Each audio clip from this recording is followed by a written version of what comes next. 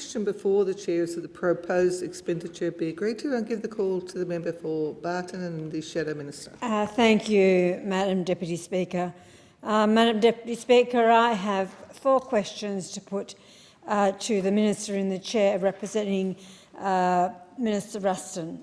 The first is this. My first question is, how many jobs will be lost when the government prematurely cuts unemployment support? First question. Second question is why is the government shortchanging pensioners by refusing to adjust the age pension deeming rates? I think the member for Jagga put that question to you. The third question is to the Minister. Why won't the government join Labor in delivering support for disability support pensioners and carers to cope with additional health costs during the pandemic? The next question, will the government consider working with Labor to get the scheme working for survivors? And that's to do with redress. And can I add on to that after the last speaker spoke, will the government agree to become funder of last resort or not? That would seem to me to be an obvious thing, seeing that the member for Petrie spent some time talking about the institutions that refuse to join. Let me just take a few moments through you, Madam Deputy Speaker, to touch on some of these areas. The government expects 1.8 million Australians will be on unemployment support by the end of the year. That's your figures, that's not our figures. 300 more than what you were expected. And just this week, despite how it's stressed up, there has been a reduction in the coronavirus supplement to people on Job Seeker, with an extension to, I grant you, an extension to the end of March.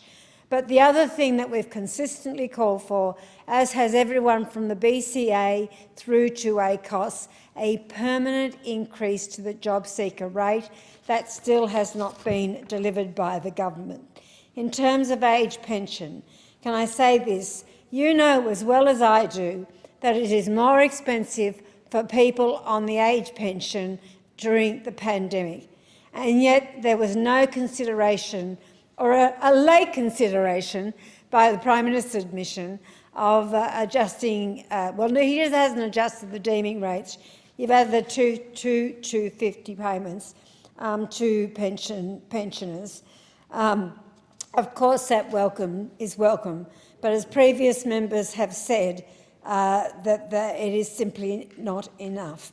The government has gone harder by patronising pensioners with the explanation that CPI has not grown in terms of the deeming rates.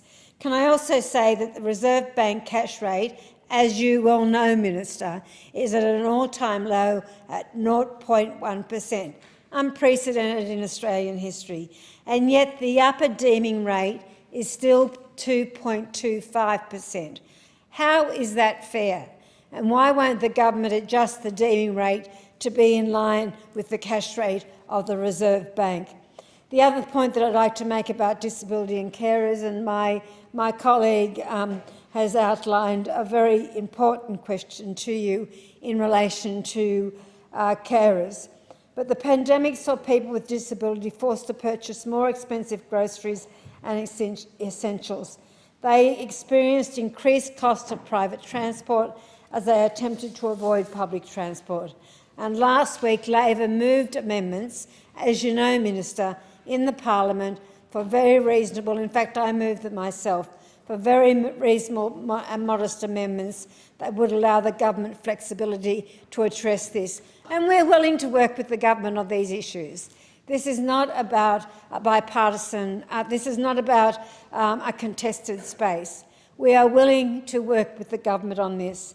And finally, can I just say, in relation to redress, we do know that of September 2020, the scheme had only made 3,498 payments of the identified 60,000 people that are eligible for this scheme. There is an absolute slowness in processing applications, and can I add to that my question, Why won't the government introduce an early release scheme similar to the one in Scotland?